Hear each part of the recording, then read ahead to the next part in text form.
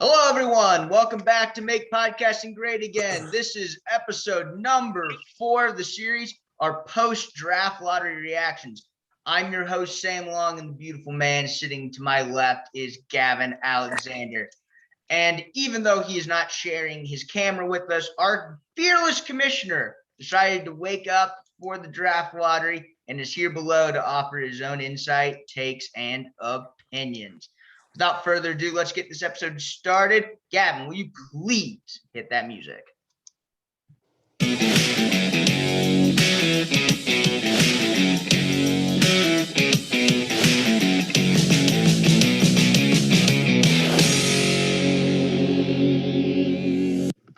Thank you, sir. Well, we had a very interesting draft lottery. It just happened, and we're here to react to it. And what better place to start than the top, where my esteemed co-host, who decided to keep absolutely butt-fuck no one, ended up with the first overall pick in a draft where there's not a ton of top-end talent to be had in the top 5 picks. Gavin, I'm going to just let you rile and rant for yourself for this segment, and I'm going to enjoy it because I have to go next.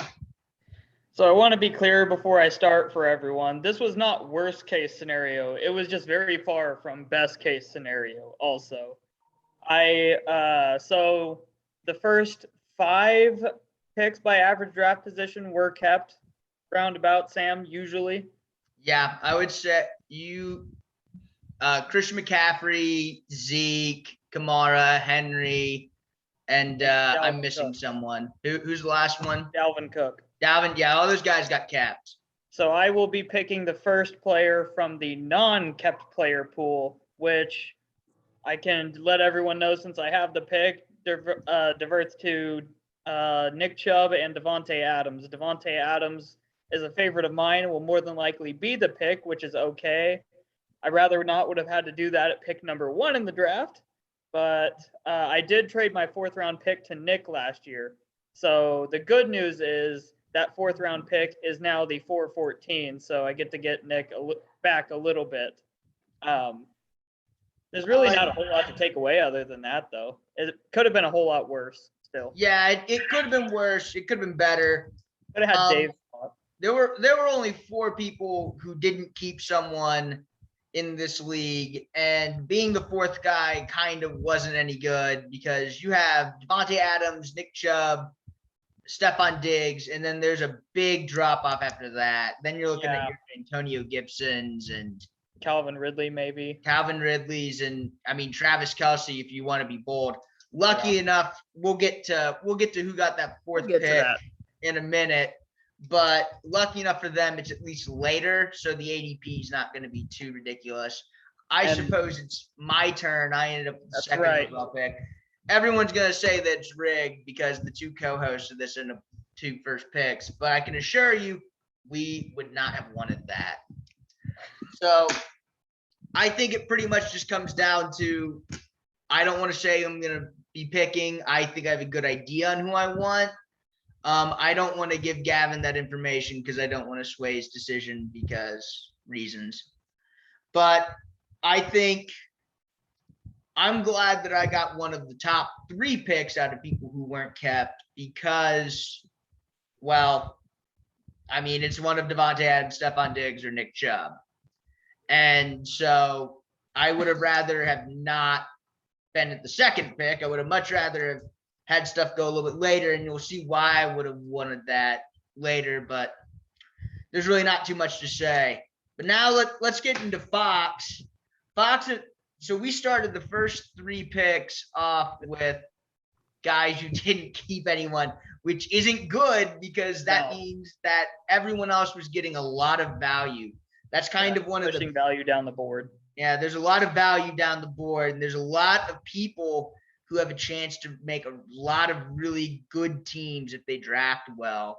I think that's an important distinction, Sam, because not only are we getting hurt, we're still getting a good player, but it's how much the other teams are getting helped that I'm really more concerned about. And they'll be in front of us on the turn, and that's kind of why I think I would rather be So Dave ended up with the 12th pick, and I think I'd almost rather be in Dave's spot because he at least gets a friendly turn. I'm not sure if the drop off from, Dalvin or Devontae Adams, Stephon Diggs, Nick Chubb is worth going into the turn that we're going to go into. 28 picks. I would be much more comfortable if I was Dave, just knowing, hey, I'm not going to get one of those 3 guys, but I'm going to get 2 good guys at the turn. Right. But I think it's pretty cut and dry for Fox, unless he wants to. If Fox wants to pull a stunner, which he could, Fox is kind of a wild card. He drafted Clyde Edwards-Helaire with his first-round pick last year. Did I don't know. Take Travis? No, Hitch had Travis last year. Do you think Fox would be bold enough to take Kelsey at number 3? I don't know if he'd be bold enough to take Kelsey at number 3. That'd be really interesting, locking up a top tight end that early. Oh, that is. I mean, like I said, he's a wild card, so he could do anything. Food for thought, anyways. It's one of those things where I genuinely believe that Fox will probably take the guy that isn't picked between the 2 of us, but you never know. It could be anyone. I thought you were going a different direction where Fox could pick absolutely anyone besides the 2 players that have been picked on the board, because realistically, it's hard to tell where Nick Fox is going to go with this draft. He's just a wild card. He's only been in the league for 1 year, so we don't really know where he's going. He could. Do you think he might take Mahomes? After I mentioned Kelsey, Mahomes was the next thought on my mind. I don't think he's that dumb. I don't think he's that bold, but we'll just have to see. So let's move on down to Austin real quick. And Austin got the 4th pick, and he's the first person with a keeper that got his name called. And he's keeping Saquon Barkley at pick 4, which isn't terrible, but at the same time, Barkley's kind of wishy-washy. You would have really liked Barkley to be in the back half of the draft. It did crack me up that the first keeper player we had picked was actually above his average draft position anyways. So it was still not all that helpful. It's not a terrible spot.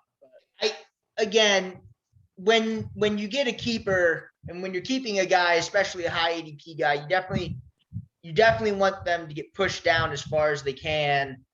And I feel like with Barkley's got to be the one who you really wanted to get pushed down, or one of the ones with high ADP that you really want to get pushed down, because we just don't know if he'll even play week 1. If he doesn't play week 1, then there's a lot of risk with that pick, but you still had to take him high in order to get him in most drafts. Yeah, and if Barkley comes back and he only plays, let's say Barkley doesn't play for the first month, but then he comes back and he's right as rain, he's good as new, RB1 for the rest of the 12, 13 games. You have to keep Barkley to keep him for the next year after, because you don't want to expose him to one of us drafting him and then having an RB1. And to be honest, Austin's really not had any success in the league outside of having Saquon on his team. To be in terms of the finishing. Yeah. Austin's just had a tougher time in the league than some people, and he has a sub 500 record, and having someone like Barkley that you can take every year is kind of just, something you got to do. Right. But I wouldn't say it's a bad one. The next one, it definitely didn't help him, but it didn't hurt him either. Yeah, I think we're on the same page with that one. The next one, though, is kind of a tough one. So Colton got the 5th overall pick, and Colton's in a tough spot with keepers.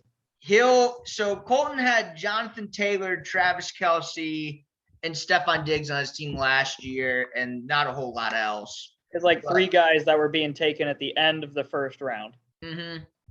And he decided to go Jonathan Taylor, which I don't think is a bad choice at all, but it's tough to take him at 5.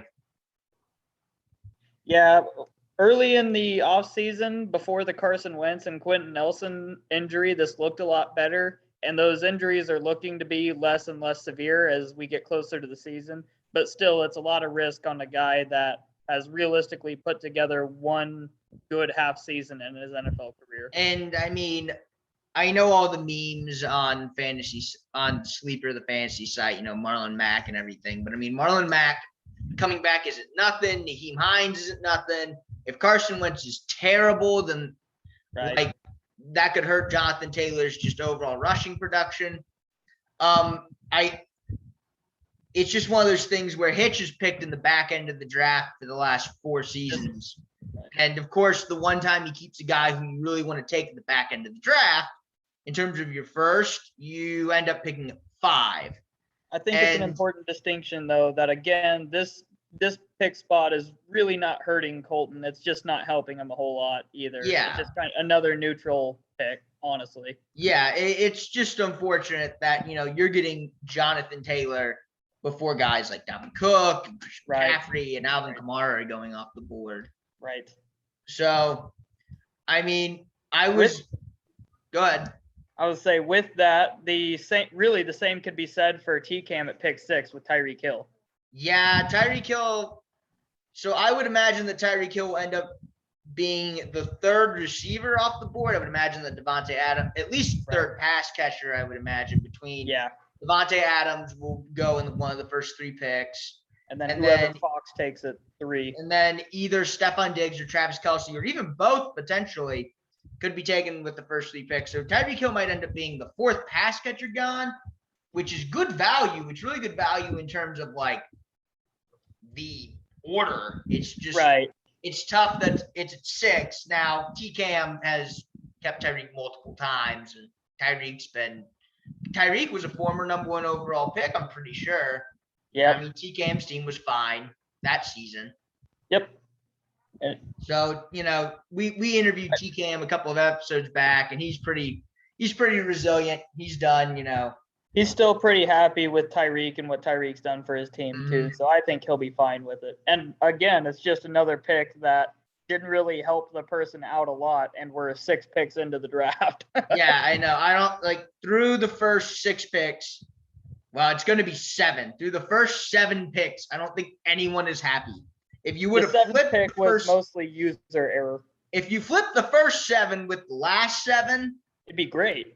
I think there would be a lot more happy folks than not happy folks. But let's move into that next pick, and we love to give Drew a hard time here because Drew drafted 2 quarterbacks in the first 30 picks last year, and then traded Lamar for Zach Moss. So we love to make fun of Drew over here, and he kind of deserves it a lot of the time. But keeping Clyde Edwards-Helaire was always going to just be kind of a risky move. I personally like Clyde. I think Clyde could be a running back 1. I do too. I think he could.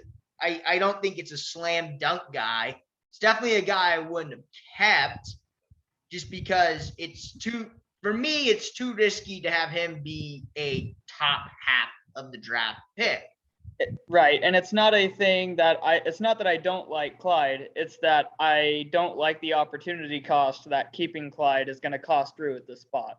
And I mean, the thing is if Clyde is Drew's guy, then he has to do it. Draft him. And I don't think Clyde's making it. So Drew's picking at pick 7, which means that he's picking at pick 21 next. Clyde's not making it at pick 21, especially in a group that's predominantly Chiefs fans. There's no chance. So the only way that Drew was getting Clyde in this whole thing was just him keeping him, and it's 7. That's fair. And I mean, if that was, I can't argue with someone for taking their guy and just assuming the rest is going to be okay. I guess the really big takeaway is it's just unfortunate that it was at pick 7 instead of pick 14. So I got to ask you, so we've gone through the first top half of the draft. Who do you think has gotten the most, who do you think's in the best spot out of all the guys in the top half of the draft? And I mean, I'm going to say TCAM just because of the kind of pseudo value you can convince yourself you have with Tyreek Hill. Tyreek at 6 isn't the worst thing to ever happen. But other than TCAM, I'm trying to think, is it Colton? Is Jonathan Taylor at 5 better than Barkley at 4? I would again, I think it's important to realize same thing that we said about Clyde applies to Tyreek Hill as well, with us all being Chiefs fans. And for Tyreek Hill may have gone at 7 or at 6 or higher in the regular draft anyways. There's nothing saying that wouldn't have happened. He's the second wide receiver off the board in ADP. That could just be a really fair spot for Tyreek, in all honesty. And that's probably the first pick in the draft in the top 7 that is, you could argue, at its value. Spot. Well, and I got to think too. I mean, let's say TKM kept no one, right? Mm-hmm. He could have kept Nick Chubb, but let's just say, for sake of argument, he takes no one. There's no way he'd fall down to 6 because I'm just not sure. I mean, if you take Adams, then he's going to get one of Nick Chubb or Stephon Diggs or Tyreek Hill in that situation. Right. And I'm not sure Tyreek Hill is the guy who falls. Right. If I had to mock it, I would probably say Stephon Diggs, because one of me and Fox has got to go running back, you would think. That's just a traditional draft strategy. Right. I know and that's the trick with me at number 1 as well. And I know you and Fox are thinking the same thing. There's going to be 27 picks in between my pick and my next pick. A couple less for yours, couple less for Fox. How many running backs are going to be off the board by the time we have our second and third round pick turn? Well, and I wonder what the running back landscape looks like. I wonder what it will look like, because all of the good running backs are in the bottom half of the draft. So do people go running back, or do they go running back wide out because they can afford to go wide out? That's where, when you start projecting that far into the draft, that's where I think a league like ours just is completely incapable of projecting, because Drew started a quarterback run in the second round last year. Well, if Drew wants to start a quarterback run in the second round again, he's going to start a tight end run, supposedly. So a tight end with what pick? Drew doesn't think that far ahead. I mean, what? Like, I would imagine Travis Kelce's gone before he can take him. So is he just going to take Darren Waller or George Kittle? That's what I would guess would be his plan. And knowing Drew, he probably is planning on taking Darren Waller and hoping George Kittle makes it back around, and just doing the same exact thing he did with quarterbacks last year. That's the dumbest thing I've ever heard, but that's what Drew is here for, I suppose. But let's move on to the good part of the draft, Sam. Yeah, let's get down to the part where everyone's mostly happy. So I think one of the absolute biggest winners out of this whole thing was Colby, because Colby traded away his 4th and 5th round pick last year to make a run at the title. That's true. And thankfully for him, he did fall short, but now he gets Derrick Henry at pick 8, which is good. And the biggest thing is if he would have gotten the first overall pick, he would have been waiting 54 picks between the 3rd round and the 6th round. Now that's cut in half. Now it's like in the 30s, I think, which is not great. It's not great, but it could have been an absolute disaster, especially. You could argue Colby had the most to lose today. Yeah, because I mean, Derrick Henry, like, getting Derrick Henry at ADP today would have been an absolute unmitigated disaster for Colby's season. Yeah. Because he doesn't get any value out of his first pick. He has to wait forever to make his next pick. And then while he gets a sooner 3rd, he then has to wait 54 picks in order to get his 4th player. The only way this could have gone better is, and you could pretty much say this for anyone with a keeper, is getting that pick 14. But it was so important for Colby to be in the back half of this draft because he had so much to lose. I agree. And, man, he dodged a bullet. I'll tell you that. He dodged a bullet. You know what he would tell you? He'd do it again in a heartbeat. He'd do it again in a heartbeat. And you know what? I don't blame him, because I think that it's good that people go and try and win titles. That's right. I won my last game of the season last year, and I'm proud of it. Yeah, too bad it wasn't in the title game. Too bad it was a 3rd place game. All right, so let's move on to cats. And cats had a little bit of controversy. We had set the rules for the draft that I would spin this bingo set for 5 times, and I spun it 6 on accident. On Drew's pick, I believe. Yes, What and ended so up being Katz Drew's was supposed to have the 7th pick. the 7th pick in the draft. He argued. I agreed with him. He technically agreed. right. So Yes. he gets a 2-pick bonus, and he gets to keep Dalvin Cook.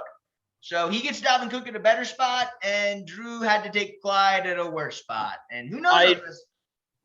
All things really ended up being as fair as possible there. It's not like Katz was pushed all the way back to 14, and Drew was always going to have a bad pick with Clyde no matter where he was at on the draft board. Yeah, so. I'm sure Drew will have a bone to pick with me, but, Drew's always going to bone to pick with me anyway, so doesn't really matter. I don't think there's really too much more to say to Katz.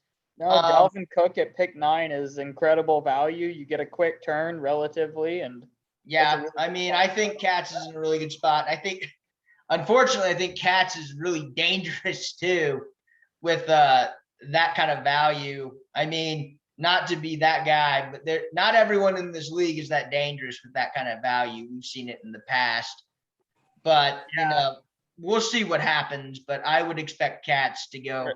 You could say that about the next 3 picks, honestly. Yeah, and Zeke at 10 is pretty good. We actually have Eli in here. Eli, would you like to give any of your thoughts on getting Zeke at 10? What do you want to know? I want to know what it's like to know that you're getting a top 5 pick at pick 10. Well, I was torn, as you know, on whether I wanted to keep Zeke or not. My only other option really was DeAndre Hopkins, but I was not in love with it. I was worried that I was going to get Zeke way higher. If I would have gotten Zeke way higher, I definitely would have been disappointed. Just because, to be fair, or to be honest, Eli, where would you have taken Zeke in a normal draft, no keepers? Well, I got pick 8, right? You got pick 10.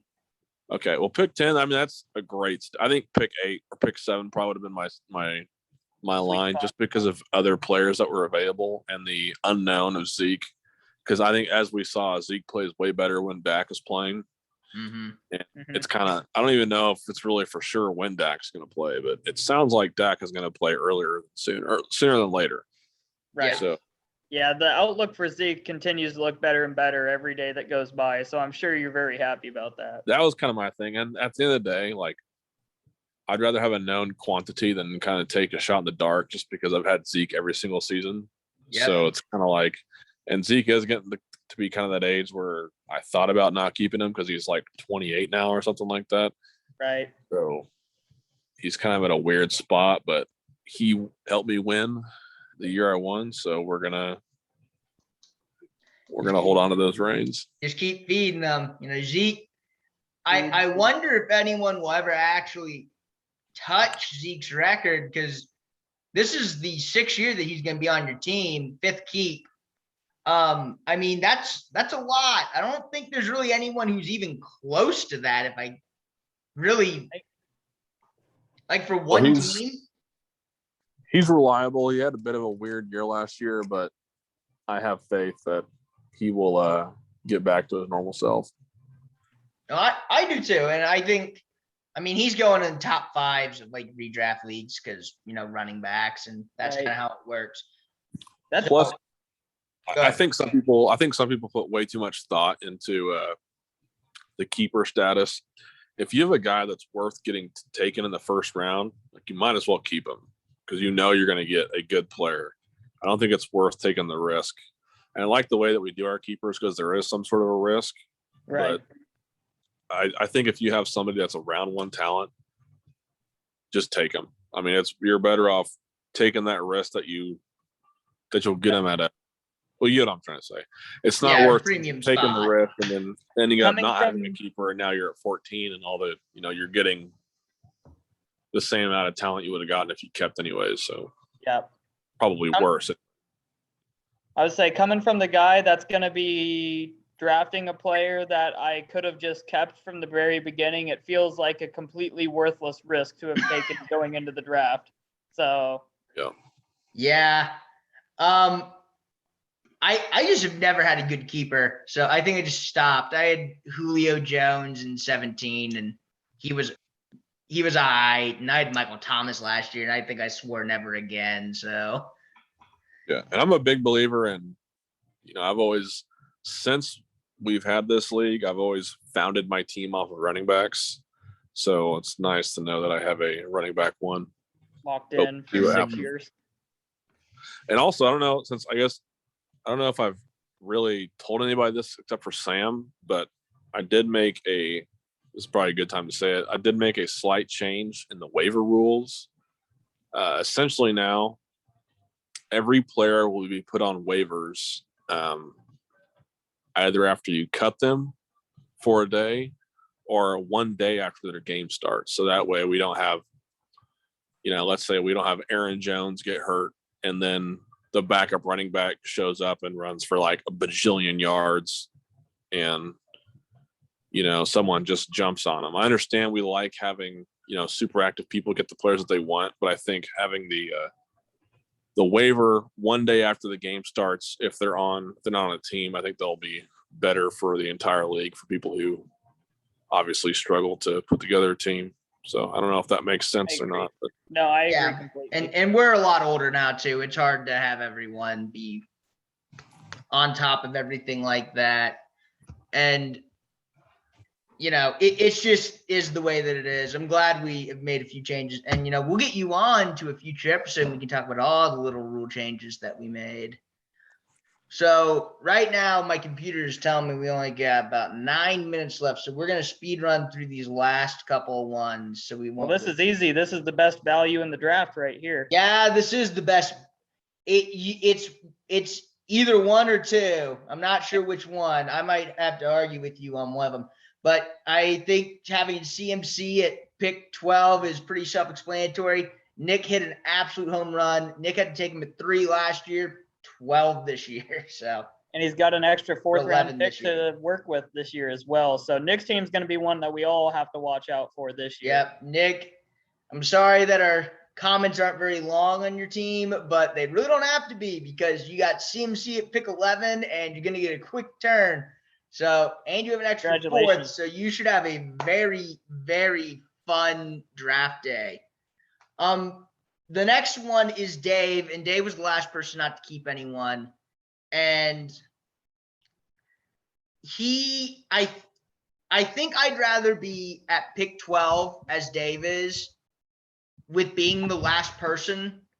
I agree. Than not be.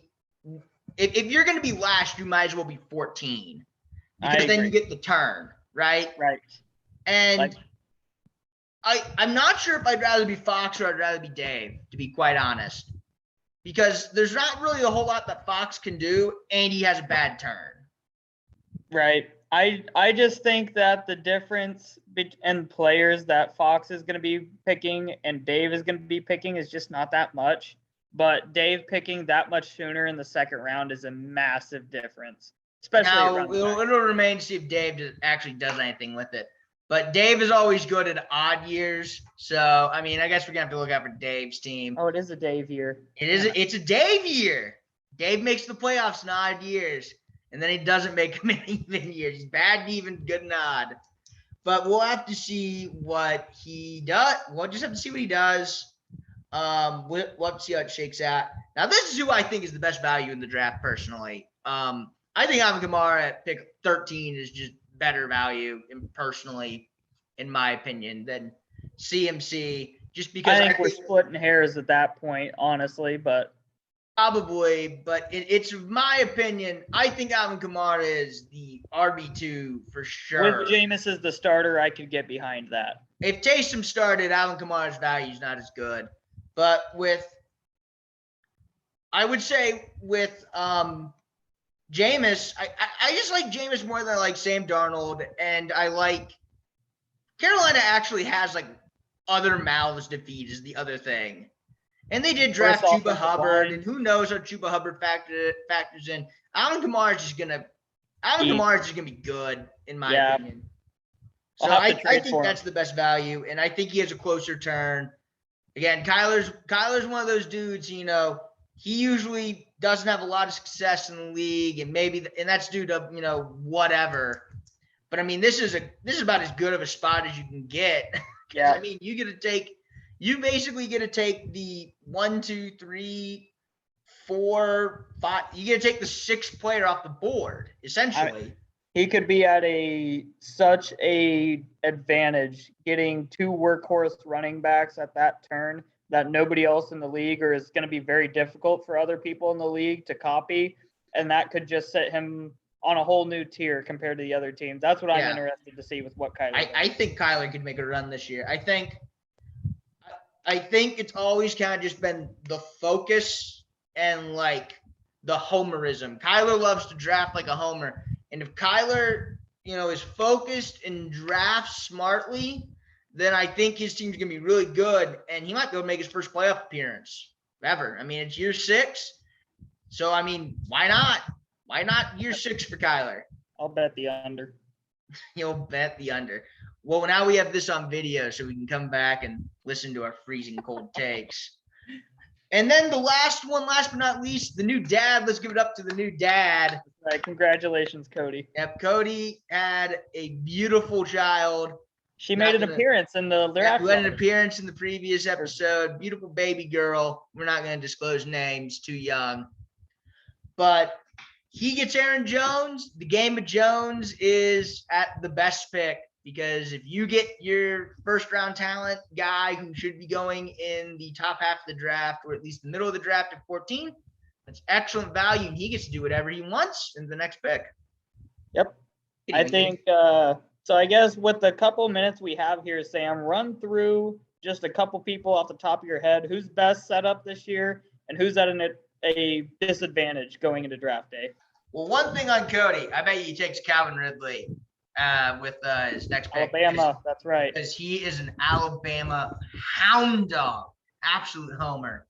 So I'm going to give you 3 winners and 3 losers. It's hard to be a loser when you have keepers, but that's right. So I think the biggest winner is Kyler, personally. I think the next biggest winner is Nick. And then the third biggest winner, even though Cook is going below him, Colby, just with the draft position that he got, is big winner. Yeah. If you would have gotten pick 14, he would have been the biggest winner.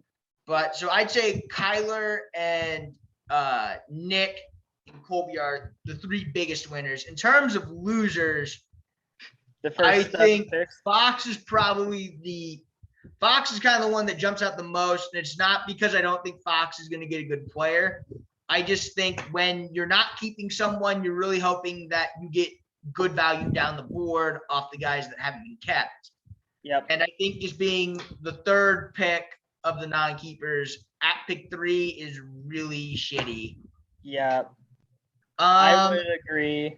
And then I would say the next 2 for me personally are probably Colton at 5 with Jonathan Taylor, and Drew at 7 with Clyde Edwards-Helaire, because those guys are supposed to be late 1s, early 2s, and then they're being picked at pick 5 and pick 7 respectively. So it's just not as good a value. Now, granted, both those guys could end up being RB1s, and it's a moot point.